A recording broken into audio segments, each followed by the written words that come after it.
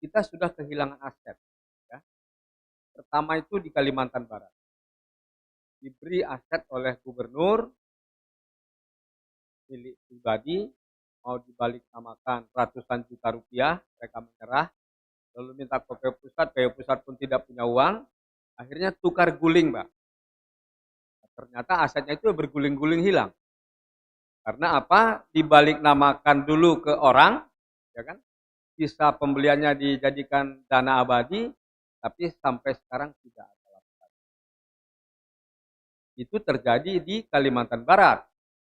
Sementara di Sulawesi Selatan, kita mula menempati gedung yang besar di Jalan Setarani, dan tanah sekian lebih dari 1.000 meter, hilang juga. Karena kita lalai dalam mengurus surat. Begitu pula Pak, jadi sejak Orde Baru dulu PW ini sering mendapat hibah, kalau dulu masih boleh. Kantor PW Pusat berada di tengah-tengah kota, ya. Medan, Padang, ya, dan di Jawa Timur, Jawa Barat, dan sebagainya, itu umumnya berada di tengah kota. Dan kita ini kalau mau mengurus tadi, biayanya mahal. Sehingga kami waktu melapor kepada Pak Menteri, yang penting dari BPN-nya dibantu. Ya. Tapi untuk pajaknya, ya ini adalah hal yang berbeda, yang harus kita jadikan jalan, carikan jalan. Lagi terima kasih Pak Dalu, jadi silakan teman-teman nanti bertanya ya, terutama untuk urusan pribadi juga boleh ya, surat-surat tanah. Karena ya memang tanah ini sangat pribadi. Jadi, bagaimana supaya nanti jangan sampai orang tuanya meninggal, anaknya takar-takaran, misalnya gitu ya. Nah kalau diberikan selama masih hidup itu lebih hibahnya lebih murah dibanding apabila diserahkan sudah dapat atau tidak lagi berhak. Saya kira begitu, terima kasih dan mudah-mudahan acara ini berjalan baik dan teman-teman sekalian dapat memetik manfaat dari narasumber yang saya kira sangat kompeten dan memang tugasnya di bidang bidang aset dan sertifikasi tanah. Nah, temanya sendiri kan memang sosial kebijakan pertanahan. Nah, ini nanti macam-macam ya. Semuanya bisa ditanya, kan apapun yang kita dapat dijawab. Saya kira begitu. Terima kasih. Assalamualaikum warahmatullahi wabarakatuh.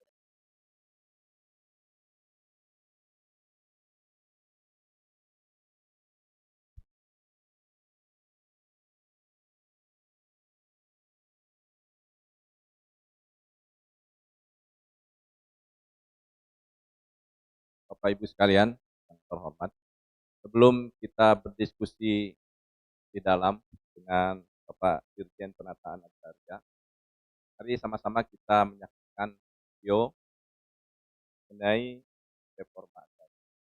Mari kita saksikan bersama.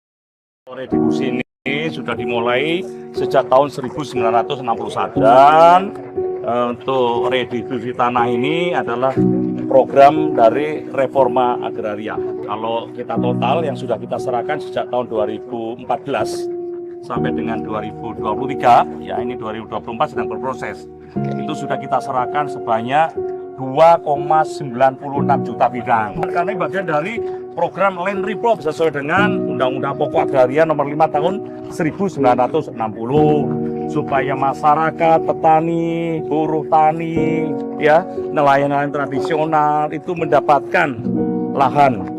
Penguasaan lahan juga kita kita atur supaya tidak ada yang lahannya banyak sekali, ada yang tidak punya. Ini program yang pro rakyat. Dijaga, jangan dijual. Ya.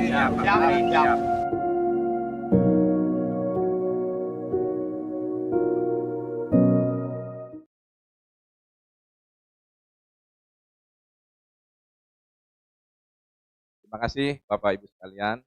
Selanjutnya kita memasuki acara ini mengenai reforma agraria. Acara akan dibantu oleh Ibu Agnes Irwan pada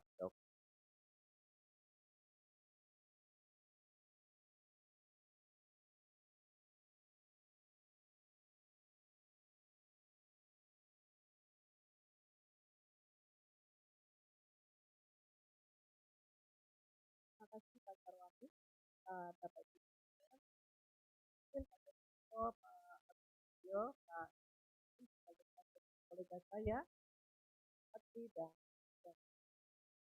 Bapak Ibu sekalian, selamat pagi. Terima kasih sudah berkenan hadir pada seminar nasional Hari Pers 2024, di mana pada kesempatan ini kita akan fokus pada topik sosialisasi kebijakan pertanahan, agraria, dan tata ruang tentang reforma agraria dalam rangka di Hari Pers.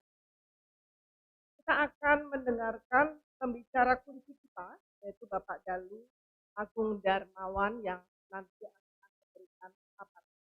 Namun sebelumnya saya ingin memberikan pantun hadiah sebagai ulang tahun Hari Pers.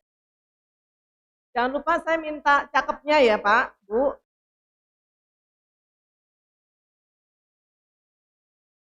Baik, wartawan penuh dedikasi tulis berita harian. Melangkah bersama, maju ke depan. Hari ini kita sambut dalam semangat persatuan. Selamat Hari Pers Nasional, jalin persaudaraan. Terima kasih Bapak Ibu. Saya ini merasa terhormat ketika bisa menggantikan Mas Agus sebagai moderator yang hal yang pertama yang membuat saya tadi merasa sangat terhormat adalah ketika menyanyikan lagu Indonesia Raya, di mana waktu Indonesia Raya tidak ada musiknya pun Bapak Ibu dengan semangat meneruskan, dan ini menggetarkan jiwa. Terima kasih. Tanpa berpanjang-panjang, mari kita sambut Pak Dalu Agung Darmawan. Silahkan menempati posisi.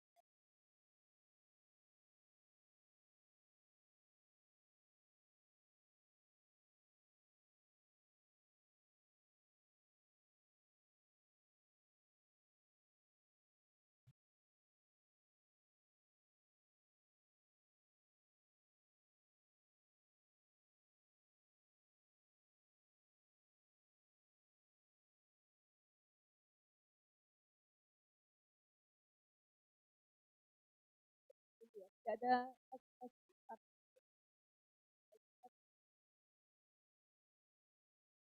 terima kasih Pak Agung Pak Dalu Agung Darmawan. Beliau adalah Dirjen Penataan Agraria. Dan beliau merupakan pejabat karir Kementerian ATR BPN yang sebelumnya adalah Kepala Kanwil BPN Provinsi Jawa Barat dan sebelumnya juga Kepala Kanwil BPN Provinsi NTB. Sudah Malang Bintang dua pulau ini ya Pak ya. Dan lama sebagai Kepala Kantor di Jawa Timur, yaitu Kepala BPN Gresik dan Kepala BPN Sidoarjo. Baik Bapak, terima kasih sudah berkenan hadir. Nanti kita mohon pencerahan ya Pak, ada beberapa. Setelah Bapak nanti menyampaikan paparan Bapak, kita akan membuka sesi tanya jawab dan tentunya ada beberapa yang saya ya Pak, mohon izin. Baik, silahkan Bapak, mari kita berikan aplaus kepada Pak Dalu.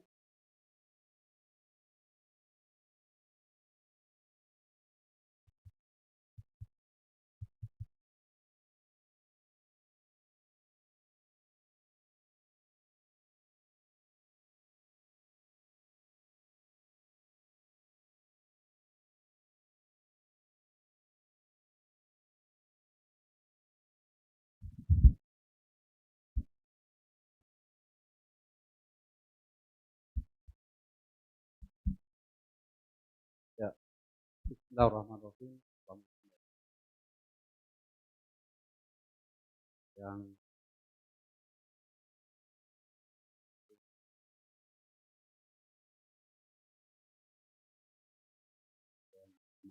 umum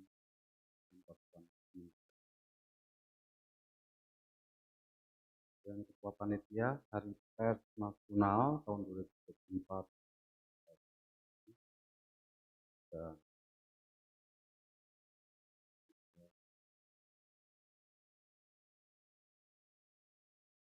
ini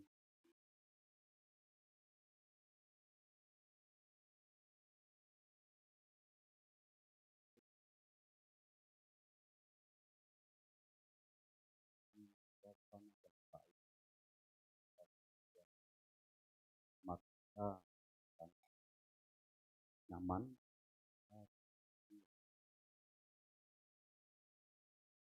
Saya menyampaikan mohon maaf Bapak Menteri atas acara itu, dan saya akan sampaikan secara tugas saja biar kita lebih aman, hal-hal yang berkaitan dengan apa yang disampaikan rencananya Bapak Menteri barangkali nanti waktu. Hingga saya akan menyentuh hal-hal yang samping kebijakan, saya akan menyentuh hal-hal yang teknis dan itu akan mempengaruhi bagaimana reforma agraria di. Dan Pak sekalian yang saya hormati, kita sampai jam berapa, Bu? Bebas ya? Sekarang setengah 12, saya akan santai saja, mudah-mudahan kena apa yang saya sampaikan. Dan Pak sekalian, kita sadari bahwa agraria, tanah itu merupakan sumber hidup, merupakan sumber pangan, sumber energi yang harus kita kelola dengan baik agar cita-cita negara ini bisa. Sumber-sumber kehidupan tadi secara konstitusional diamanahkan kepada bagaimana kita mengelola reforma agraria. Jadi kalau kita lihat dalam tema histori, reforma agraria ini di tahun-tahun kebelakang namanya macam-macam. Ada reformasi pembaharuan agraria sampai pada titik terakhir ini rencana pembangunan jangka menengah itu nomenklaturnya adalah reforma agraria. Lalu apa pemahaman di dalam konteks negara terkait dengan reforma agraria? Bulan Oktober kemarin, Ibu dan Pak sekalian, Pak Presiden sudah mengeluarkan Perpres nomor 62 tahun 2023 tentang percepatan pelaksanaan reforma agraria. Kenapa harus dipercepat? Karena kita punya target dalam RPJMN tadi. Nanti kami jelaskan secara lebih detail. Targetnya ada 9 juta hektar. Di luar target-target itu, Ibu dan Pak sekalian, ternyata juga masih banyak objek-objek yang harus kita tangani. Nah, kira-kira kalau kita bicara objeknya seperti itu. Nah, secara definisi, kalau kita lihat di dalam Perpres tadi, kita akan menemukan kata-kata nomenklatur yang pertama berkaitan dengan pengaturan kembali struktur P4T. Jadi pengaturan kembali penguasaan, pemilikan, penggunaan, dan pemanfaatan tanah. Jadi lalu itu pasti kita akan bicara mengenai objek. Mana yang akan kita atur kembali. Melalui apa? Melalui penataan aset. Penataan aset nanti kita definisikan dalam beberapa contoh. Yang kedua, melalui penataan akses.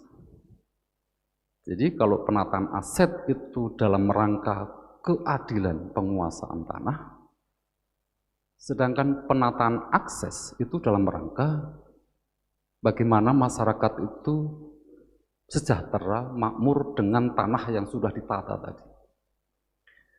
Nah, kira-kira gambaran umumnya seperti itu. Ya, kalau kita ingin memperingkas, memahami persoalan reforma agraria. Nah, karena ini yang berkumpul adalah rekan-rekan dari pers, maka saya akan merujuklah. Coba filenya ditampilkan. Belakangan ini, Ibu dan Pak sekalian, tantangan reforma agraria dihadapkan pada isu-isu ketimpangan penguasaan pemilikan tanah. Ibu dan Pak sekalian, saya yakin sudah memahami itu. Karena di dalam beberapa mass media kemarin, ya, itu santer banget berkaitan dengan itu. Terus ini terus saja Mas, ikuti apa yang saya sampaikan, Mas Ajam di ini. Yang kedua berkaitan dengan konflik. Ya, kalau Ibu dan Pak sekalian kemarin membaca berita-berita yang ada, minimal yang saya tangkap ada dua hal itu. Ya, ketimpangan dan kedua konflik. Rasanya ketika kita membaca itu, kok reforma agraria yang dibicarakan adalah hal-hal yang apa ya, kok negatif semua gitu. Jadi rasanya kok negatif semua yang padahal itu juga data-data yang disampaikan pada saat itu berkaitan dengan kondisi. Hanya kalau kita lihat bagaimana mengoptimalkan itu. Tadi di awal ada berita di Kompas banyak sekali yang berkaitan dengan berita tentang RA. Di situ ada ketimpangan, di situ ada konflik agraria yang bergulir secara terus-menerus. Ya, kami mengucapkan terima kasih terkait dengan itu, karena itu bagian dari kritik, bagian dari masukan yang memang harus kita kelola dengan baik. Saya masuk ke data. Nah ini data ini harus kita pahami dan itu juga sudah masuk di dalam konteks berita-berita itu. Ini capaian reforma agraria sampai sekarang Pak dan Ibu sekalian, targetnya 9 juta tadi saya sampaikan. Ya. Di sebelah kiri itu adalah penyelesaian konflik. Jadi kalau kita ingin melaksanakan reforma agraria, bagian dari redistribusi tanah, yang salah satunya adalah redistribusi tanah, itu kita selalu dihadapkan pada persoalan konflik. Jadi benar bahwa memang konflik itu menjadi bagian. Tetapi ayo kita lihat secara menyeluruh. Ya, bagian kiri itu adalah bagaimana kita menyelesaikan konflik di sekitar. Kalau teman-teman di CSU menyampaikan kepada kami itu adalah lokasi prioritas. Nah, yang kedua, Ibu dan Pak sekalian bisa lihat di data itu, 9 juta itu kita tangani, kita kelola dalam dua kegiatan aktivitas. Yang pertama adalah legalisasi aset. Yang kedua adalah redistribusi tanah. Ya. Legalisasi aset ada 4,5, redistribusi tanah juga ada 4,5 juta hektar. Kita lihat capaiannya. Di legalisasi aset itu ada dua ranah kegiatan. Itu ada tanah transmigrasi, Ibu dan Pak sekalian yang berasal dari luar Jawa, ya, di kabupaten-kabupaten. Kalau nanti dengar ada persoalan-persoalan transmigrasi, ini adalah bagian dari situ. Yang baru kita selesaikan kurang lebih 24, sekian persen. Ini persoalannya Pak ya, kalau yang sudah kan sudah jalan semuanya. Kemudian kalau Ibu dan Pak sekalian mendengar pendaftaran tanah sistematis lengkap, Pak Menteri hampir tiap minggu membagi sertifikat yang berasal dari PTSL ini. Untuk memastikan bahwa PTSL ini berjalan dengan baik. Capaiannya sudah melebihi dari apa yang sudah ditargetkan untuk PTSL. Karena Pak Menteri akan menyelesaikan tahun ini itu dengan 120 juta. Ya, Pak Menteri sudah sampaikan berkali-kali terkait dengan itu. Lalu kita lihat sisi kanan, redistribusi tanah. Di situ Ibu dan Pak sekalian ada XHGU, tanah terlantar dan tanah negara lainnya. Itu juga sudah melebihi dari target yang sudah ditetapkan. Jadi kalau kita mendengar redistribusi tanah, ya, itu capaiannya sudah seperti itu, Pak. Kemudian objek lainnya adalah kawasan hutan, pelepasan kawasan hutan, yang sampai hari ini baru 9,2%. Nah, dengan data tadi, Ibu dan Pak sekalian, itu menjadi ikhtiar kami karena rekan-rekan juga sudah sampaikan di berbagai mass media, itu menjadi tantangan kami untuk menyelesaikan di dua ranah tadi, di tanah-tanah transmigrasi dan pelepasan kawasan hutan. KLHK sudah mengeluarkan 1,7 juta hektar. Baru kita tindak lanjuti 400-an. Sehingga kami masih punya PR 1,3. Dan mudah-mudahan saya dengan Pak Direktur LR yang baru, Pak Rudi, akan menyelesaikan yang 1,3 ini di tahun ini. Mudah-mudahan rekan-rekan yang berasal dari berbagai daerah ini mendengar terkait dengan ini. Sehingga kita saling kontrol, saling memberikan masukan, saling bekerja untuk penyelesaian itu. Karena apa? Itu adalah untuk masyarakat, Ibu dan Pak sekalian. Tentu saja di dalam Perpres nanti silahkan dibaca, subjeknya juga harus sesuai dengan ketentuan yang ada. Objeknya ada, ya. Ada 1,3 yang tersebar hampir semuanya berada di luar Jawa. Jadi kalau kita bicara RA, kira-kira objeknya seperti ini. Jadi ada legalisasi aset, ada redistribusi tanah. Legalisasi aset itu yang PTSL itu adalah tanahnya masyarakat. Kalau Ibu dan Pak sekalian punya tanah, belum sertifikat, masuk lokasi PTSL, Bapak ikut di situ. Ya, ikut dalam program PTSL.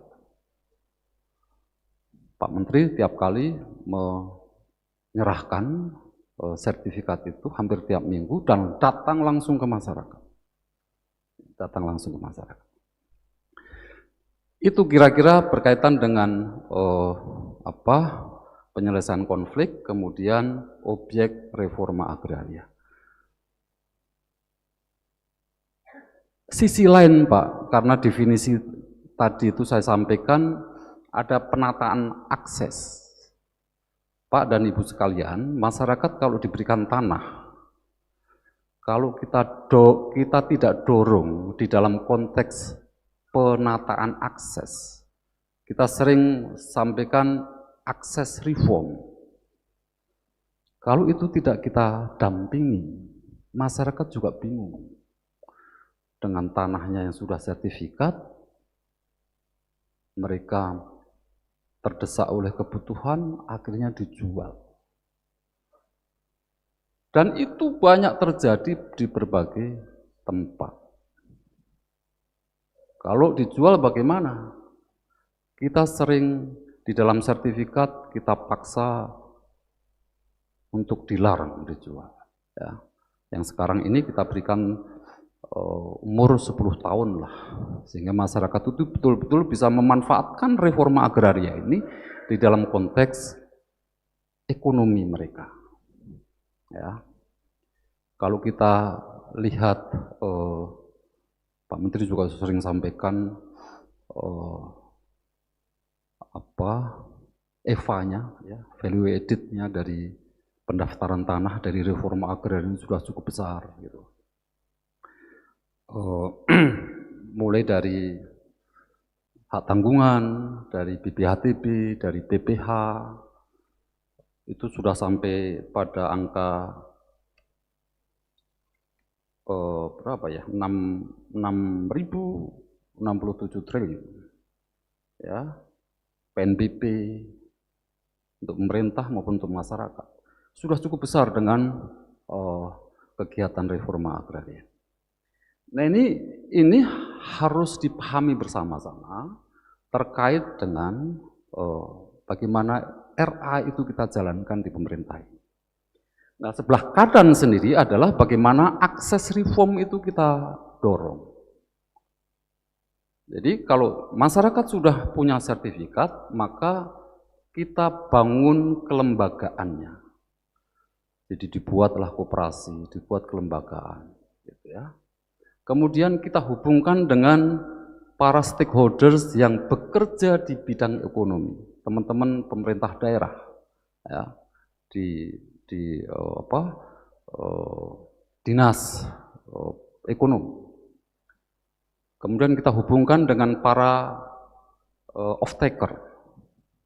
Banyak contoh-contoh yang terkait dengan pemberdayaan ekonomi masyarakat berbasis tanah itu sudah muncul di berbagai daerah, sehingga masyarakat ketika dia memproduksi sesuatu dibantu bagaimana packagingnya dan seterusnya.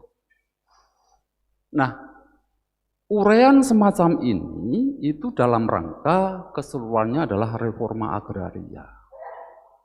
Jadi kalau kita bicara reforma agraria bukan hanya persoalan konflik is okay, kita akui masih ada. Dan itu di dalam Perpres 62 juga sudah diberikan terobosan-terobosan. Mudah-mudahan di tahun ini, saya kemarin juga dengan Menteri Ekonomi Pak Deputi juga mendorong ini agar seluruh PR-PR di tahun terakhir ini itu bisa kita tuntaskan. Terutama yang tadi, PR kita di transmigrasi dan KLHK. Yang lainnya secara agregat itu sudah melampaui batas. Walaupun tahun ini kita juga akan mendaftarkan tanah kurang lebih 10 juta bidang. Karena untuk menutup sampai 126 jutanya nanti di tahun 2025. Nah, kira-kira dari sisi kebijakan seperti itu. Lalu dari sisi operasional teknis, tadi datanya seperti itu. Saya berharap sih dengan diskusi ini nanti bisa saling cross-check, ya. Kita terbuka semuanya. Data ini sudah kita buka semuanya sehingga ya ini menjadi tantangan kita bersama untuk menyelesaikan. Bahwa ada konflik, ada lokasi yang seharusnya kita tangani di luar 9 juta, itu juga bagian dari kami untuk menyelesaikan yang sebelah kiri tadi, seputar konflik. Pak, kalau di kami Pak, sebenarnya penyelesaian penataan aset itu kan sebenarnya kan di sebelah di hulunya gitu. Jadi kalau tadi Pak Ketua juga sampaikan punya tanah di Bandung belum bisa disertifikat karena persoalan pajak gitu ya Pak ya. Nah kayak gini Pak, yang konflik tadi ingin kita selesaikan ternyata berbenturan dengan tanahnya BUMN, tanahnya KLHK, tanahnya pemerintah daerah, yang ternyata masuk di dalam daftar aset. Jadi juga nggak gampang Pak. Gitu. Nah ini ikhtiar-ikhtiar kita semuanya lah, kita dorong agar semuanya bisa berjalan baik. Lalu bagaimana mengeksekusinya semuanya ini? Di dalam Perpres 62 Pak, gugus tugas reforma agraria itu direvitalisasi sedemikian rupa agar gugus tugas tadi bekerja di daerah secara optimal. Jadi ini yang gugus tugas reforma agraria itu di kalangan teman-teman barangkali belum ini. Gugus tugas reforma agraria itu adalah organisasi yang dibentuk di level pemerintah tingkat 2 dan tingkat 1. Yang salah satu tugasnya adalah menetapkan subjek dan objek. Subjek dan objek redistribusi tanah. Jadi Bapak sekalian, kalau ada tetangga kita, ada saudara kita ikut di dalam redistribusi tanah, program redistribusi tanah, pasti akan disahkan oleh Pak Bupati selaku Ketua GTRA di tingkat 2. Nah ini harus kita revitalisasi, kita dorong agar GTRA di daerah ini bekerja dengan baik, dengan maksimal. Anggotanya dari aparat penegak hukum juga terlibat di situ, sehingga menurut hemat saya organisasi ini sudah cukup kuat, tinggal bagaimana itu bisa kita optimalkan dengan baik lah.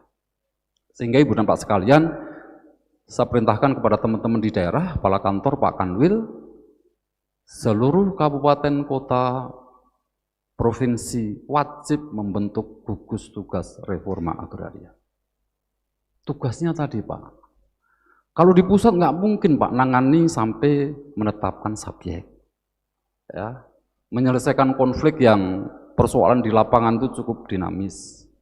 Nah, GTRA ini yang kita harapkan berperan di dalam menyelesaikan persoalan-persoalan itu. Jadi barangkali nanti dicek aja Pak di daerah GTRA itu sudah dibentuk belum Pak Bupati misalnya begitu. Jadi kalau belum, nuansa membangun reforma agraria itu berarti ya rendah.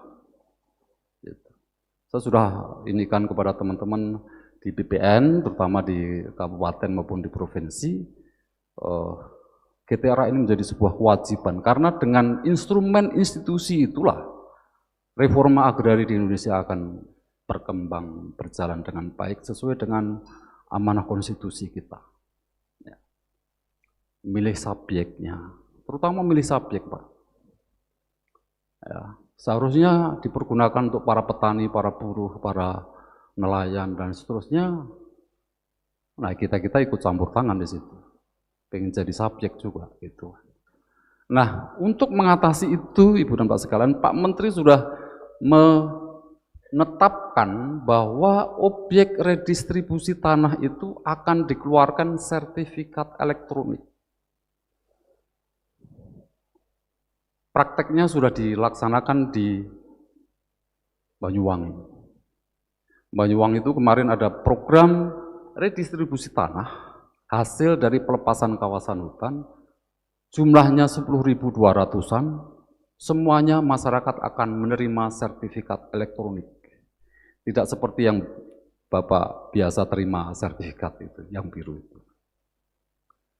Jadi ini juga bagian dari ikhtiar Pak Menteri untuk mengamankan objek-objek redistribusi tanah itu menjadi objek yang diterima oleh masyarakat yang memang membutuhkan. Sehingga kalau nanti KTP-nya nggak match dengan lokasi itu akan tertolak dengan sendirinya, kira-kira begitulah. Saya yakin teman-teman sudah mendengar lah sertifikat elektronik, kemarin Pak Presiden sudah sampaikan terkait dengan itu. Itu Ibu dan Pak sekalian, kira-kira secara sederhana, secara ringkas, gambaran RA. Harus dilihat baik dalam konteks objek, penataan aset maupun penataan aksesnya. Jadi kita juga akan merasakan betul Pak, masyarakat sudah terima sertifikat, diiming-imingi oleh orang lain agar dijual tanah itu. Nah ini Pak, ini juga bagian dari PR-PR kita Pak. Ya, sudah terima sertifikat, belum dibawa pulang ke rumah, sudah diiming-iming uang untuk dijual. Karena sudah sertifikat, sudah diakui oleh negara. Nah ini persoalan-persoalan ini bagian dari teman-teman dari PWI, saya pikir bisa menyuarakan hal semacam ini, sehingga orang-orang yang akan membeli tanah itu tuh mikir gitu loh. Oh ini tanah ini diberikan kepada masyarakat, bukan untuk dijual, tetapi untuk meningkatkan ekonomi mereka. Gitu. Itu salah satu hal yang barangkali harus kita optimalkan. Lalu saya masuk ke, karena di undangan itu terkait dengan bagaimana dukungan RA di khususnya daerah khusus Jakarta. Ya. Di dalam suratnya saya baca begitu, sehingga saya harus masuk kepada reforma agraria di perkotaan. Jadi kalau saya tadi hampir sebagian nomenklaturnya adalah RA di daerah-daerah pinggiran. ya, daerah-daerah pedesaan. Maka ketika kita dihadapkan pada RA di Jakarta, tentunya ini sangat-sangat berbeda persoalannya. Ya, kalau yang tadi kita harus menghidupkan wilayah-wilayah yang ada di pedesaan sehingga pedesaan itu tumbuh ekonominya, kira-kira begitulah. Dengan penataan aset dan penataan akses yang didahului dengan penyelesaian sengketa konflik. Ya, daerah-daerah di pinggiran-pinggiran hutan itu biar tumbuh ekonominya. Nah, kemudian di daerah perkotaan sebagai daerah sebagai contoh DKI lah. Ini bagaimana kita mengelola RA di sana? Pelaksanaan RA di perkotaan di dalam Perpres 62 itu bisa dilakukan dengan tadi yang saya sampaikan tadi, legalisasi aset, kemudian redistribusi tanah, kemudian pelaksanaan distribusi manfaat dan konsolidasi tanah. Kebijakannya seperti ini. Tadi kalau legalisasi aset sudah saya jelaskan, redistribusi tanah juga demikian. Nah, di dalam Perpres itu ada tambahan beberapa nomenklatur. Tapi secara umum kami sampaikan, alternatif pemberian hak atas tanah. Yang pertama adalah kalau kita lihat ciri khas, ciri pokok RA di perkotaan itu, Ibu dan Pak sekalian, pasti kita dihadapkan pada lokasi-lokasi kumuh. Ya, lokasi kumuh itu ternyata tanahnya bukan miliknya masyarakat. Ya, ada miliknya pemerintah DKI, ada miliknya BUMN. Ya, ada tanah negara misalnya di sempadan pantai, di sempadan sungai itu. Kalau Ibu dan Pak sekalian lihat sungai di Jakarta. Itu bagaimana? Itu harus kita tata. Itu. Yang pertama adalah hak milik atas tanah untuk pemukiman dan lahan garapan bagi orang per orang dan atau hak milik koperasi jenis usaha pertanian. HGU orang per orang atau HGU badan hukum. Ini dalam konteks nomenklatur di Perpres 62. HGB untuk badan hukum, hak kepemilikan bersama untuk kelompok masyarakat. Di daerah pinggiran juga sudah kita introdusir hak kepemilikan bersama, Ibu dan Pak sekalian. Hak pakai untuk fasilitas umum, hak atas tanah yang berjangka waktu. Jadi mungkin Ibu dan Pak sekalian, ini harus kita sampaikan secara ini masif gitu ya. Kalau ada lokasi tanahnya pemerintah daerah misalnya, kemudian di situ ditempati oleh masyarakat perkotaan sebagai hunian, lalu bagaimana menyelesaikan ini? Pak Menteri sudah sampaikan berkali-kali. Pemerintah daerah diberikan HPL, kemudian di atasnya diberikan HGB, hak sementara, kepada masyarakat tersebut. Itu adalah salah satu solusi yang di Blora, Kabupaten Blora sudah diberikan contoh. Di beberapa tempat ini sedang berproses. Di DKI juga ada contoh-contoh seperti itu. Kalau kita lihat jalan di wilayah DKI banyak wilayah-wilayah kumuh yang ternyata tanah itu miliknya institusi lain dan masyarakat kebingungan akan mendaftarkan tanah itu, mungkin salah satu solusi ini. Sehingga asetnya masih dipegang oleh institusi yang menguasai, yang mempunyai aset, masyarakat juga mendapatkan hak. Haknya adalah hak sementara. Itu adalah salah satu solusi yang bisa kita tawarkan kepada masyarakat sehingga persoalan-persoalan yang semacam ini ada di berbagai tempat. Itu masyarakat bisa nyaman punya sertifikatnya sementara, namun bisa dimanfaatkan sebagai instrumen untuk membangun ekonominya. Jadi keberadaan masyarakat itu juga diakui sebagai masyarakat yang bertempat tinggal di situ dan menjadi status hukum. Nah, kalau terus-menerus kita biarkan, nah ini nanti RA kita menjadi tadi yang selalu dibicarakan adalah konflik terus. Memang itu konflik, ya. Memang itu konflik. Jadi bahasa kita adalah kalau di perkotaan konfliknya adalah konflik yang seputar tanah-tanah untuk ya kehidupan sehari-hari, untuk tempat tinggal. Off-taker bisa masuk dibangun hunian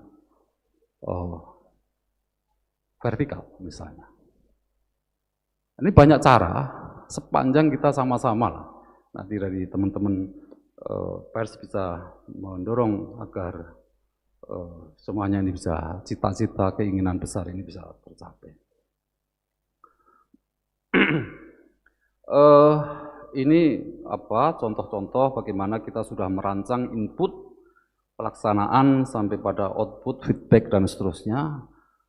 Kemarin kami menerima CSO perkotaan, ya, yang berada di Jawa terutama, ya, ada Jawa Barat, Jawa Tengah, Jawa Timur, DKI, masing-masing membawa lokasi-lokasi seperti ini, akan diapakan nih barang ini, kira-kira gitu.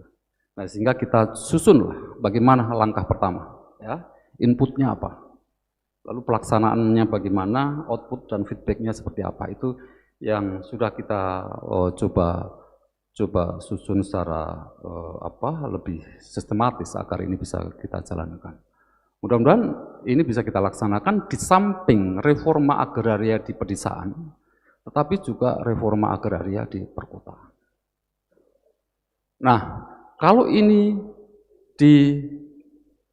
diselesaikan dengan cara-cara begitu, Ibu dan Bapak sekalian, maka pemberitaan di depan tadi yang berkaitan dengan kalau bahasa akademis itu ada indeks gini gitu ya, penguasaan pernikahan gitu ya, ketimpangan, kemudian konflik itu pelan-pelan bisa kita atasi, kita dorong agar semuanya bisa tuntas gitu. Terakhir saya akan bicara mengenai gerakan sinergi reforma agraria. Ini bagian dari, karena ini adalah tahun terakhir rencana pembangunan jangka menengah, ya.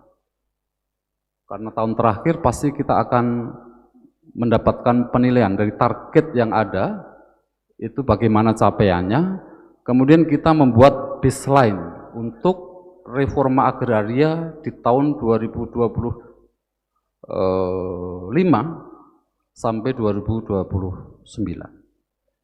Nah, sudah 2 kali GTRA Summit di Wakatobi dan di Karimun. Nah, tahun 2024 ini kami akan manfaatkan untuk membangun reforma agraria dengan basis data di RPJMN terakhir, kemudian basis data itu akan kita jadikan database untuk kemana arah RA di tahun depan, pemerintahan yang baru. Kegiatannya kita akan lebih fokus pada kegiatan-kegiatan yang lebih bernuansa pada bagaimana akses reform, karena ini nggak banyak dibicarakan, Ibu dan Pak sekalian, terkait dengan reforma agraria dalam konteks akses reform itu belum banyak dibicarakan. Jadi seakan-akan tanah itu kalau diberikan kepada masyarakat, masyarakat pasti sudah sejahtera. Gitu. Padahal fakta data di lapangan seperti yang tadi saya sampaikan. Tujuannya adalah mensinkronkan kegiatan terkait dengan penataan aset dan akses, mendorong potensi usaha, ya, kegiatan penataan akses di berbagai wilayah, kemudian mensinergikan tugas dan fungsi untuk kelancaran gerakan sinergi tadi, dan fasilitasi pendampingan. Kita akan melibatkan para off-taker untuk mendorong agar kegiatan ini berjalan dengan baik. Lagi-lagi dukungan multisektor sangat dibutuhkan. Ya, kementerian, akademisi, CSO, dari pers, ini sangat kita butuhkan agar potret reforma agraria di negara kita itu juga utuh dan bisa kita jadikan program nasional yang betul-betul memberikan manfaat yang sebesar-besarnya bagi masyarakat. Deklarasi Karimun kemarin Pak Menteri, ada 9 menteri sudah tanda tangan. Ya. Ini juga bagian dari modal kita untuk mensinergikan di tahun ini, ya, agar target-target tadi yang sudah saya sebutkan di awal itu bisa dapat diselesaikan. Saya kira itu Ibu dan Bapak sekalian sebagai pemantik gitu ya untuk diskusi hari ini. Silakan nanti kita sharing ya, karena masalah tanah itu, masalah agraria sangat dinamis ya. Kadang-kadang moderator kita itu kan juga berasal dari tanah gitu ya, akan kembali ke tanah juga. Paling yang dibutuhkan hanya 1 meter kali 2 meter Ibu ya. Ngapain juga berantem masalah tanah gitu ya. Ayolah kita bareng-bareng. Saya mengajak Ibu dan Bapak sekalian, ini menurut saya bagian dari karena tupoksi kami ada di sini, di dirjen kami adalah mengurusi hal semacam ini. Maka ayolah kita bareng-bareng target kita selesaikan hal-hal yang menjadi persoalan Ibu dan Bapak sekalian disampaikan kepada kami. Kalau perlu tadi saya sampaikan, RA di Kabupaten Jember nih, di Padanang nih. Bapak bisa cek lah, RA di Jember kayak apa. Pasti Bapak akan menemukan lokasi-lokasi konflik yang pasti juga kalau Bapak ini susah juga ya gitu kan. Karena di sana Pak, PTPN Pak yang banyak. Saya sudah dorong Pak berkali-kali dengan PTPN, ayo Pak. Tanah Bapak HPL aja nanti masyarakat kita berikan hak sementara. Sehingga Bapak juga aman, masyarakat juga konflik yang terjadi bisa ini. Hanya seringkali Pak, antar masyarakat itu juga ternyata berkonflik juga. Nah ini teknik metodologi di daerah untuk menyamakan asumsi persepsi di tengah-tengah masyarakat agar tanah sudah tersedia, sudah tinggal bagi, tapi masyarakatnya ribut. Nah, seringkali juga terjadi semacam. Jadi sangat kompleks sekali, diperlukan sebuah para pelaksana yang wise, karena dihadapkan persoalan-persoalan yang cukup kompleks.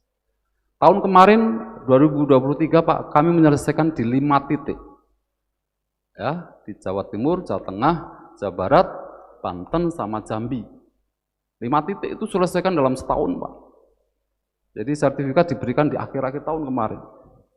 Terakhir di Banyuwangi, nanti mungkin Bapak Presiden yang akan bagi.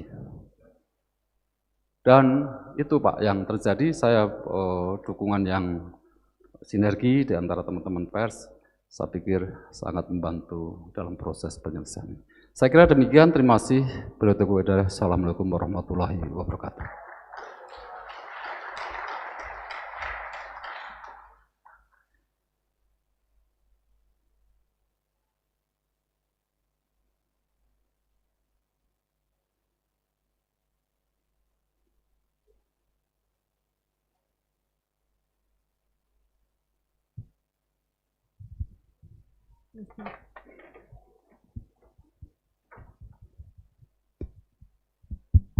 Ya. Baik, demikian tadi narasumber kunci kita, Bapak Dalu Agung Darmawan, Dirjen Penataan Agraria. Karena ini tadi jeda beberapa saat, mari kita berikan tepuk tangan sekali lagi. Bapak Ibu sekalian, tadi sudah kita cermati bahwa Pak Dalu sudah memberikan bagaimana pentingnya reforma agraria dan sudah menjelaskan mengenai percepatan performa dengan dua pendekatan ya Pak ya, penataan aset dan penataan akses. Dan ini ternyata tujuannya adalah untuk mengatasi ketimpangan dan konflik. Luar biasa ya. Saya jadi teredukasi nih Pak, karena kemarin sebagaimana kita ketahui pada tanggal 21 Januari lalu, salah satu kandidat dari Cawapres menyatakan bahwa tidak ada reforma agraria yang dilakukan di era pemerintahan Pak Jokowi. Dan tadi mungkin sekaligus untuk menepis pendapat itu ya Pak ya, atau kadang-kadang ini yang perlu buat wartawan, yaitu cover both side. Satu sisi dari berita yang disampaikan oleh narasumber tentu harus kita lakukan cover both side. Nah ini saya juga ingin mendapat klarifikasi sekali lagi nih Pak atas pernyataan tersebut. Monggo Bapak. Langsung ya. Ya, sebenarnya dari data tadi itu sudah bisa menjawab ya. Data tadi menunjukkan bahwa yang kemarin debat itu kan langsung menunjuk ke redistribusi tanah. Ya, jadi bukan yang legalisasi, Pak. Jadi kalau diskusi di publik kemarin itu langsung yang kanan, yang kanan. Yang kanan kalau kita lihat data Pak, itu sudah hampir 3 juta sertifikat. Nanti Bapak Ibu sekalian lihatlah data itu. Yang sebelah kanan itu akan dibagi dua itu. Ada XKGU, ada tanah telantar, tanah negara lainnya, dan pelepasan kawasan hutan. Namun lagi-lagi saya sampaikan tadi, kita mau tahun ini berikhtiar, bekerja keras untuk menyelesaikan yang kawasan hutan. Nah, yang redistribusi tanah dari XHGU sudah sekian. Kalau Ibu dan Pak sekalian bandingkan dengan sebelumnya, dari lahirnya UPA sampai tahun kemarin perjalanan pemerintahan kita ini, memang sangat jauh. Apalagi kalau kita melihat data PTSL. PTSL itu Pak Menteri, Pak Presiden juga sampaikan berkali-kali lah PTSL. Namun yang debat kemarin terkait dengan redistribusi tanah. Pak Menteri itu kalau ke lapangan Bu, tanyanya pasti detail. Dan tadi di video tadi kan jelas tadi, langsung datang ke masyarakat. Ya itu tadi ya saya ceritakan itu. Jadi datang ke masyarakat, langsung tanya berapa biayanya, berapa hari, dan seterusnya. Saya pikir sih niat-niat kami di kementerian untuk masyarakat cukup besar, dan apa yang saya sampaikan tadi, keinginan yang kuat untuk menyelesaikan tadi, saya pikir bagian dari ikhtiar kita. Sementara itu Bu. Terima kasih Pak.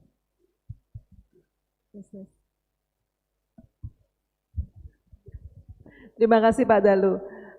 Teman-teman rekan wartawan, saya akan buka sesi tanya jawab. Waduh, emang kalau wartawan beda ya Pak, langsung banyak banget. Baik, teman-teman panitia mohon bisa dibantu untuk mic-nya nanti.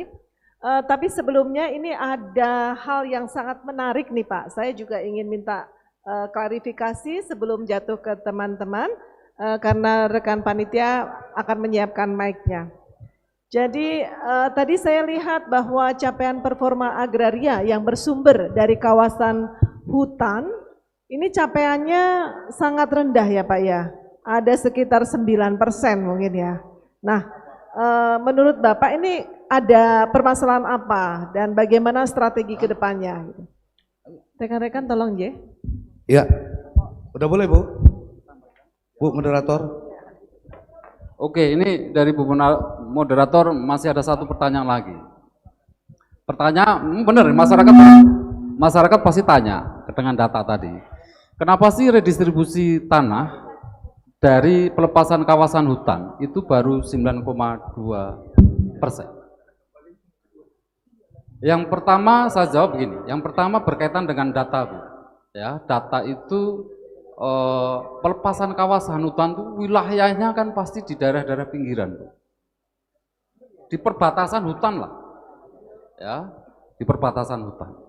Nah, setelah kita analisis, ternyata tidak semua yang tanah-tanah itu dikuasai oleh masyarakat. Ya, misalnya tebing, ya, ada air dan seterusnya. Tetapi Bu, jangan khawatir. Kami akan pastikan tahun ini sudah teridentifikasi dengan baik dan akan kami daftarkan. Jadi kalau nggak ada subjek akan saya daftarkan di BBN sehingga di situ ada peta bidangnya. Ya. Nanti untuk siapa? Ya tergantung pemerintah. Tadi saya bilang GTR-nya gimana? Apakah untuk desa, biar diupayakan desa, untuk pemerintah daerah, atau yang lain, institusi yang lain? Kami ada bank tanah juga. Banyak sekali hal-hal itu bisa kita laksanakan. Itu yang pertama. Jadi sangat tergantung pada lokasi-lokasi yang cukup ini. Yang kedua, Bu, ternyata dari target kami, sebagian keserap untuk menyelesaikan konflik. Jadi kalau Ibu tadi lihat gambaran di XHGU itu, hampir 300% melebihi dari target yang ada. Jadi di tengah-tengah itu, berbaringan dengan menyelesaikan persoalan-persoalan di kawasan hutan itu, kita dihadapkan pada penyelesaian-penyelesaian konflik di tanah telantar, XHGU yang sudah habis, masyarakat yang menguasai tanah negara. Ini ternyata juga harus kami perhatikan. Ya mudah-mudahan dengan waktu tinggal 1 tahun ini, paling tidak ya kami akan berikan kepada masyarakat, kemudian kalau tidak ada subjeknya, atau subjeknya tidak memenuhi, jadi tidak memenuhi itu begini Bu, di lapangan tuh. Tanah ini masuk kawasan hutan, kemudian sudah dilepas, ternyata yang menguasai orang-orang kota Bu. Kalau Ibu dan Pak sekalian baca subjek di redistribusi tanah, itu untuk petani, buruh tani, nelayan. Nah ini yang menjadi ikhtiar kami, mudah-mudahan dalam waktu ini juga bisa kami selesaikan dengan cara-cara yang bijak. Nah kurang lebih seperti itu Bu, yang bisa saya jelaskan, sehingga dengan niat yang tadi, mudah-mudahan angka 9 itu bisa kita genjot sehingga bisa kita selesaikan. Nah, capaian RA di tahun ini adalah sebagai basis data untuk pemerintahan baru RA kemana arahnya. Nah itu, kira-kira itu Bu. Terima kasih. Baiklah. Boleh? Udah boleh? Udah boleh Bu? Terima kasih. Sebentar, Silakan. Ya. Sebentar, Bu. Boleh? Ya, Jadi boleh. ada tiga Ya. pertanyaan. Yang pertama, Ya, pertama, saya sebentar. satu. Hilda. Dari Ibu yang di depan. Ya. Yang Hilda. kedua nanti Bapak ya. Ya. Yang ketiga nanti Bapak yang di depan ini. Ya. Ya. Itu termin pertama ya Bu. Waduh Ya. luar biasa Pak atensinya ini para rekan-rekan wartawan. Pak Dalu, saya Hilda Sabri, bidang pariwisata sebenarnya Pak, ya. Dan juga saya pemerhati wisata halal. 3 pertanyaan, cepat aja nih Mbak Agnes. Nomor 1 soal pelayanan kawasan hutan Pak. Kan Bapak bilang tadi baru 9,2%. Nah itu setelah pelepasan itu bagaimana? Karena itu rata-rata menjadi daerah wisata. Mudah-mudahan sih desa yang mendapat manfaat di desa terdekat. Yang kedua tanah terlantar. Tanah terlantar itu banyak Pak. Bahkan tetangga saya itu udah meninggal, dia gak kasih tahu tanahnya. Orang ahli warisnya juga gak tahu itu tanahnya bapaknya. Jadi banyak sekali tanah terlantar yang bagaimana supaya bisa jadi nilai ekonomi bagi negara dan juga bagi rakyat, ya kan? Yang satu lagi, ketiga yang cepat aja nih, HPN Kendari Pak. Kami berusaha untuk mempromosikan Wakatobi, ya Mas Sarwani nih yang tahu. Bagaimana terus akhirnya kita juga 6 bulan kemudian setelah HPN itu maju untuk hadir bersama Pak Jokowi di Kendari waktu reforma agraria. Sampai sekarang belum kelihatan ada kemajuan-kemajuan Pak. Jadi mungkin Bapak bisa kasih contoh gitu loh ya. Kalau untuk daerah-daerah wisata itu bagaimana perlakuannya? Makasih Pak. Ya. Baik, terima kasih Ibu. Kita menuju ke penanya kedua. Baik. Jangan lupa untuk menyebutkan nama Iya. dan institusinya ya Pak, Baik. supaya tercatat dengan baik. Makasih Bu Moderator, saya Syahrir dari Sumatera Utara. Pak Dirjen yang terhormat, Sumatera Utara ini memang persoalan konflik tanah ini luar biasa ini Pak. Ada dua case yang besar, itu pertama persoalan HGU yang dari tahun 97 sampai hari ini 6 presiden dan 7 gubernur itu tidak mampu menyelesaikannya. Kami berharap akan muncul lagi presiden baru. Kami nggak yakin ini.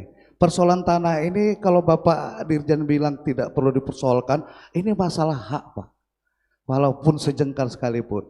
Ada dua, di Medan itu ada di kawasan Sarirejo, itu kawasan bandara sekarang ini, Polonia. Artinya kenapa?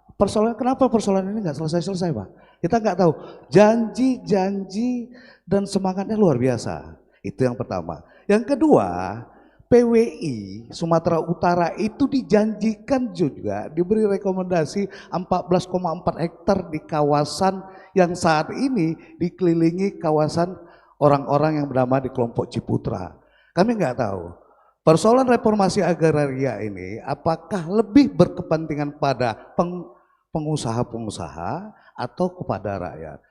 Kami harapannya begini aja Pak Galuh, ke depan sebaiknya nih Menteri Agraria ini ketua PWI pusat. Dia tahu konflik-konflik masalah. Dia tahu peta-peta masalah. Kami tahu semua. Dirjennya tetap Pak Galuh. Jadi harapannya seperti itu sehingga pesannya sampai.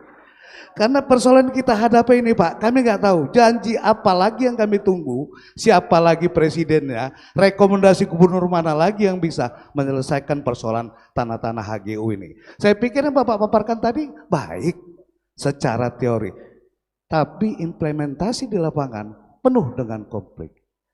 HGU kadang-kadang ganti kepala BPN di Sumatera Utara, ganti kebijakannya. Jadi ini katanya udah keluar dari HGU, ganti kepala BPN-nya Pak, ganti lagi kebijakannya. Dimasukkan lagi.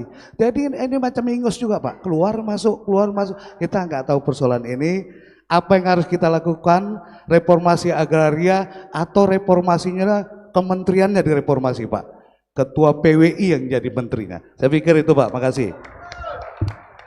Baik, terima kasih Pak Saril. Kita menuju ke penanya ketiga. Bapak yang di depan, mohon rekan panitia bisa memberikan mic-nya. Setelah 3 penanya, Pak Dalu nanti mohon izin menjawab, dan setelah itu kalau ada sisa waktu kita akan membuka pertanyaan untuk termin kedua. Silakan Pak. Assalamualaikum warahmatullahi wabarakatuh. Terima kasih Ibu sama Pak Dirjen. Saya Intoniswan, Ketua Dewan Kehormatan PWI Kaltim, sekaligus pemimpin redaksi media online niaga.asia.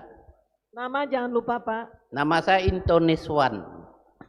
Itu tadi nama Bu.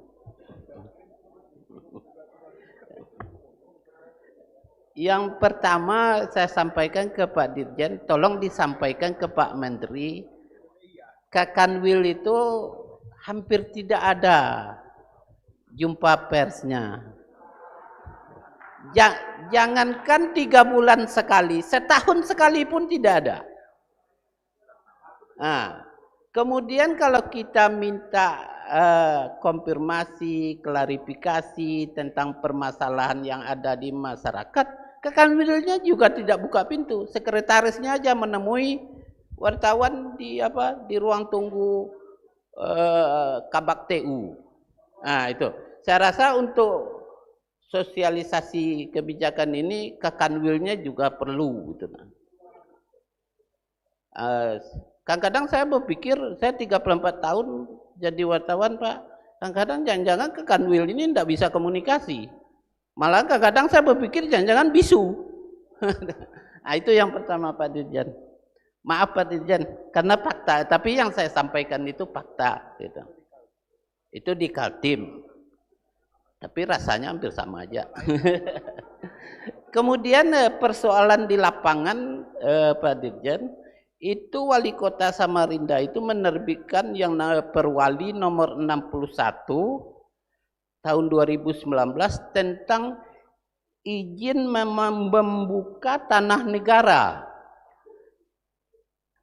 Nah, kalau saya dapat izin membuka tanah negara itu, status penguasaan saya itu apa kalau dari Undang-Undang Agraria?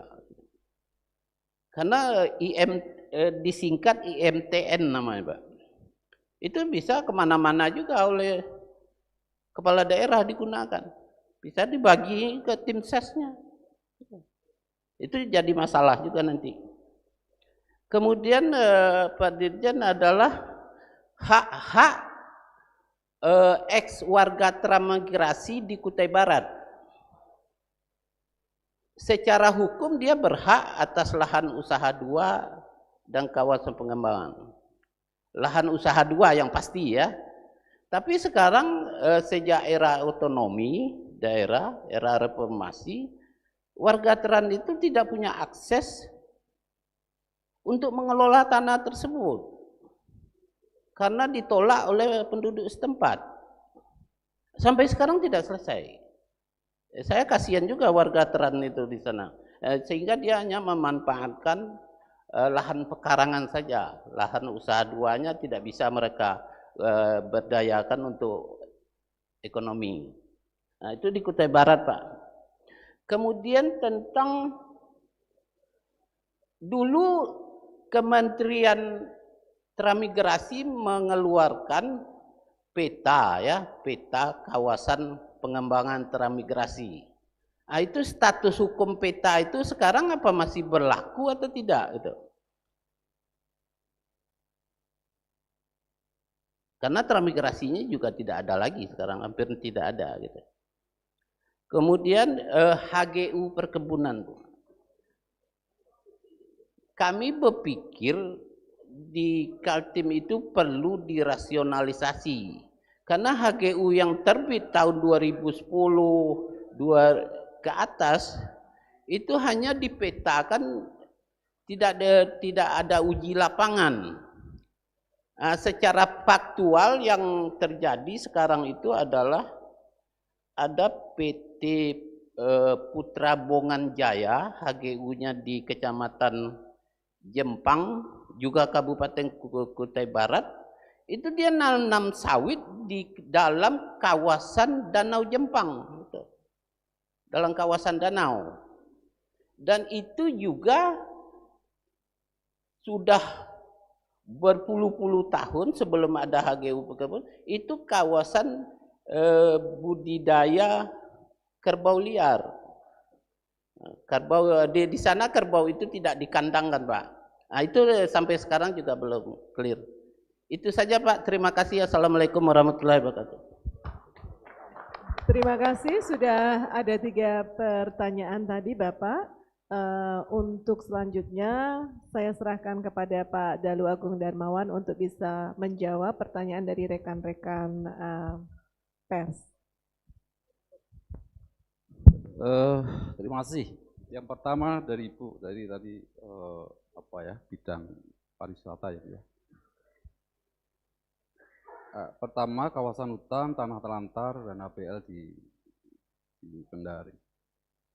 Begini Bu, kalau saya kaitkan dengan tema kita hari ini berkaitan dengan reforma agraria, dan tadi saya sampaikan bahwa institusi yang terdepan di dalam pelaksanaan reforma agraria itu adalah gugus tugas reforma agraria di kabupaten. Ya, kabupaten. Ketuanya adalah Pak Bupati, ketua hariannya adalah kepala kantor, anggotanya itu dari macam-macam. Nanti tolong Ibu baca Perpres 62. Saya tidak terlalu di paparan tidak terlalu detail isi dari Perpres itu, tapi nanti di HP banyak sekali di Google. Merekalah yang menentukan subjek maupun objeknya. Jadi kalau bicara mengenai kawasan hutan, kemudian tanah telantar tadi, itu adalah pertama kali yang kami sampaikan kepada teman-teman, cobalah dibahas dulu di level daerah.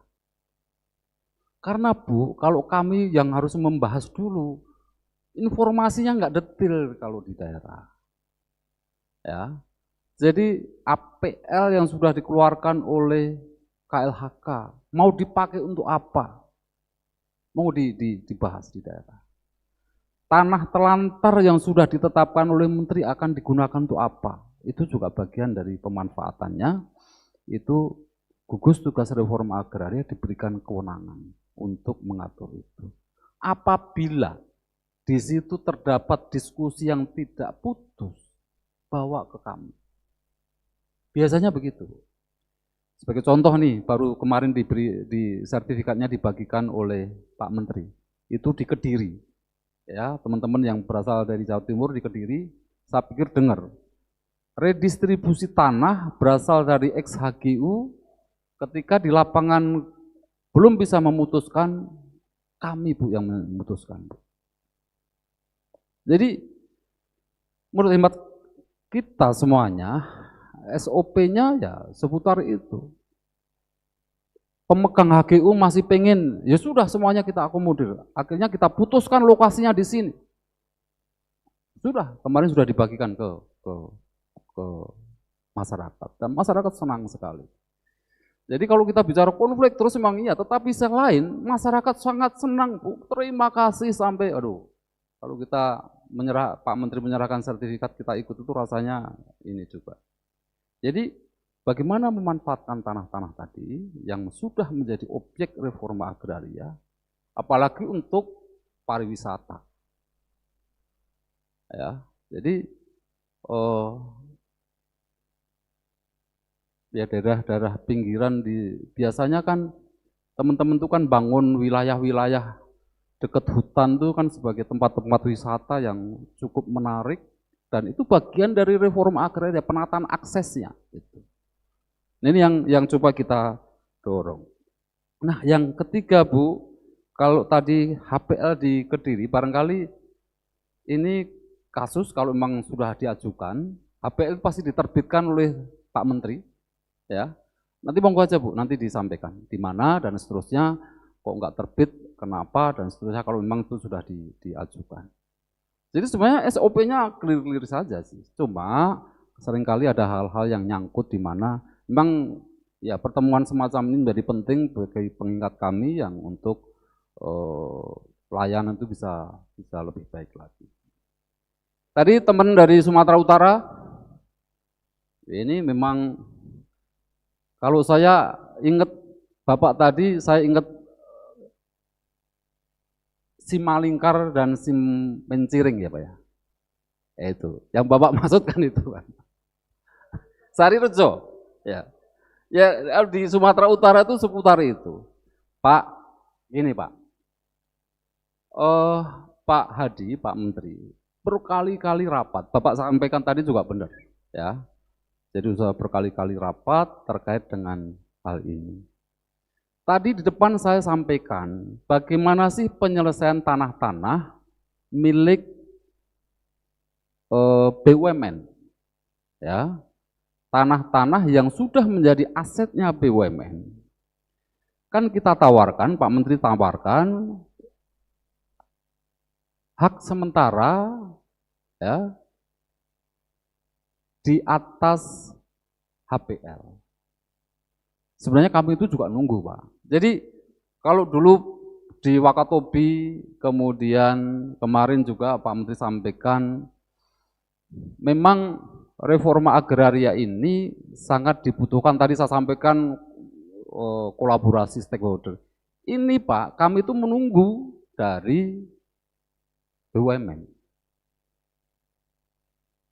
Tadi saya sampaikan sebenarnya tugas kami di BBN itu kan menunggu ketika subjek dan objeknya itu sudah clear. Nah sekarang kan objek itu masuk aset di BUMN, ya, sehingga ini diperlukan sebuah rekomendasi dari BUMN untuk menyelesaikan semua itu. Nah ini perlu kita dorong terus lah. Boleh sedikit aja Pak? Yuk, yuk. Begini Pak, persoalannya karena terlalu lama penyelesaiannya, Ya. akhirnya masuk angin nih Pak. Ya. Persoalan Sarirejo itu bukan dengan BUMN, tapi dengan Kementerian Pertahanan, dengan Angkatan Udara. Yang Sarirejo yang Sarirejo. Jadi artinya apa? Ada putusan MA di situ Pak. Tahun 95 masyarakat sudah memenangkan putusan MA, sehingga ribuan masyarakat itu kan ingin mempertahankan haknya. Persoalan yang muncul adalah ada pihak ketiga yang ingin memainkan kawasan itu menjadi kawasan yang luar biasa. Ini kita bicara masyarakatnya, itu satu. Saya pikir maksud saya ini ke depan reformasi agraria ini jangan main lama-lama lagi Pak, masuk angin Pak. Jadi kalau bisa hari ini direformasi 1 bulan 2 bulan selesai, ya, tidak. Jadi kami kalimatnya macam believe or not aja nih Pak. Kalau bicara tanah ini, sama juga persoalan ini dengan persoalan HGU yang 5.800 hektar, di dalamnya 14,4 hektar itu ada lahan anggota PWI Sumatera Utara. Karena kelamaan akhirnya banyak yang meninggal, masuk kepada anak dijual belikan. Akhirnya keinginan masyarakat pers ini untuk punya lahan itu sedih sekali Pak. Saya pikir ini kita jadikan momentum reformasi itu bergerak cepat. Tidak reformasi ini ganti menteri, reformasi lagi. Jadi itu jangan sampai masuk angin. Itu aja Pak Dirjen. Ya Bu, Pak masih deh. Jadi terkait tadi di depan tadi saya sampaikan lah. Persoalan aset ini kan aset ya. Kata kuncinya kan aset. Ya kalau kami Pak di BPN, kalau belum ada rekomendasi dari tadi, ya betul Sarirejo itu pertahanan ya, kementerian. Itu kita tunggu dari itu. Tapi beginilah, ini sudah menjadi komitmen kita juga Pak. Mudah-mudahan hasil dari Karimun kemarin yang beberapa kementerian termasuk Menteri Keuangan tadi sudah ikut mendorong. Mudah-mudahan lah, ini sebagai pengingat Pak, terima kasih. Mudah-mudahan setelah ini kami catat dan kami akan dorong terus untuk tuntaskan. Karena ini persoalan aset yang masih memerlukan sebuah rekomendasi dari kementerian yang bersangkutan, baik BUMN, kementerian, pemerintah daerah, dan seterusnya. Yang ketiga dari Kaltim Pak, makasih Pak sebagai pengingat, nanti saya komunikasi dengan Pak Kanwil untuk ini. Kemudian izin membuka tanah, itu merupakan kewajiban atau tupoksi dari pemerintah daerah. Kalau kita lihat undang-undang lama, undang-undang kemarin dari pemerintahan Bu Megawati itu ada 9 kewenangan, salah satunya adalah membuka tanah. Nah persoalannya Pak, sekarang tanahnya itu apa? Tanah apa di situ? Apakah tanah negara yang tidak ada haknya atau tanah kehutanan dan macam-macam, itu harus kita teliti Pak. Ini kasus per kasus ini Pak. Jadi mudah-mudahan sih di level daerah bisa menjawab ini. Nanti kita coba lihat terkait dengan ini, saya sampaikan Pak Kanwil nanti. Jadi izin membuka tanah, kemudian tanah transmigrasi juga bagian dari itu. Pak, walaupun di daerah itu tidak ada seringkali banyak pemerintah daerah tidak membentuk dinas transmigrasi, memang betul, sehingga persoalan-persoalan transmigrasi itu terbengkalai. Tetapi dari tadi yang saya sampaikan, PR kami di legalisasi aset tanah transmigrasi, tadi sudah saya sampaikan itu menjadi ini kami.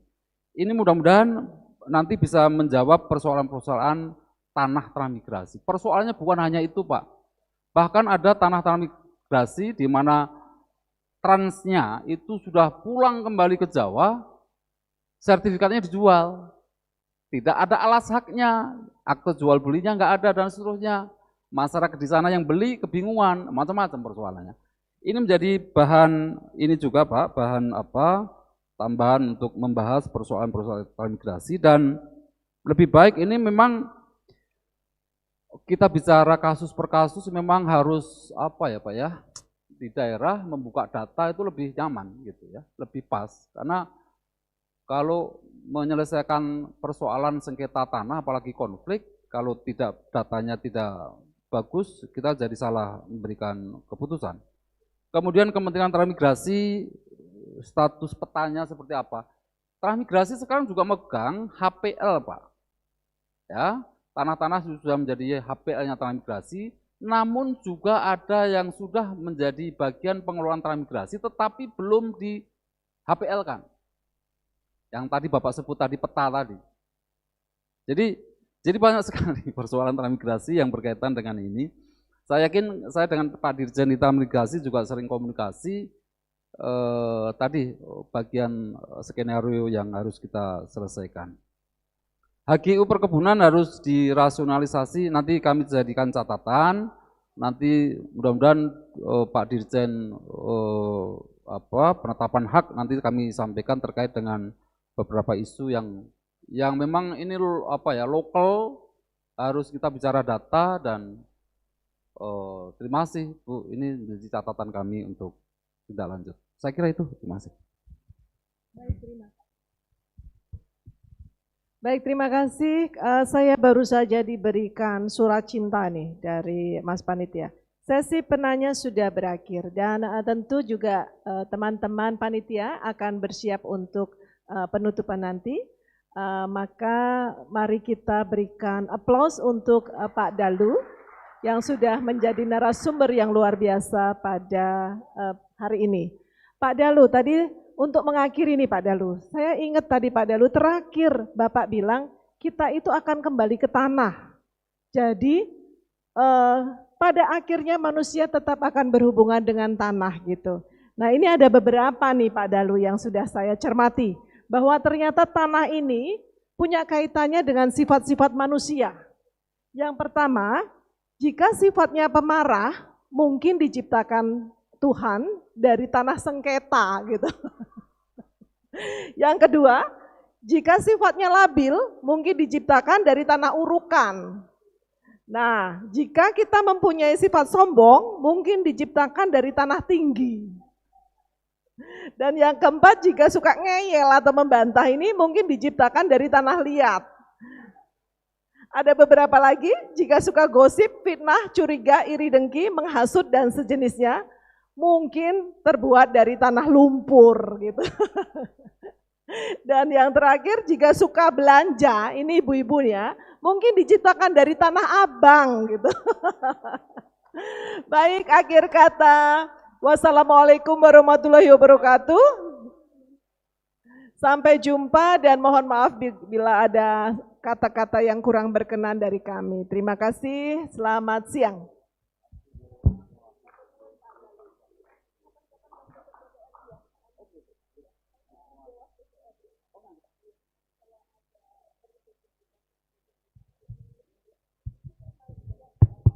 Terima kasih kepada Pak Dirjen, Pak Dalu, dan Bu Agnes. Mohon untuk bisa berfoto bersama di depan. Hadirin, mohon jangan meninggalkan tempat dulu, kita belum closing, sebentar ya. Sesi foto sebentar.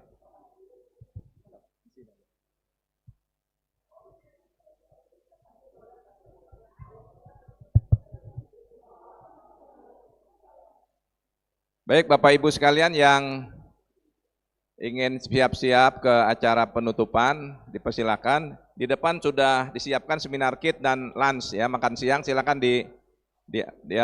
diambil.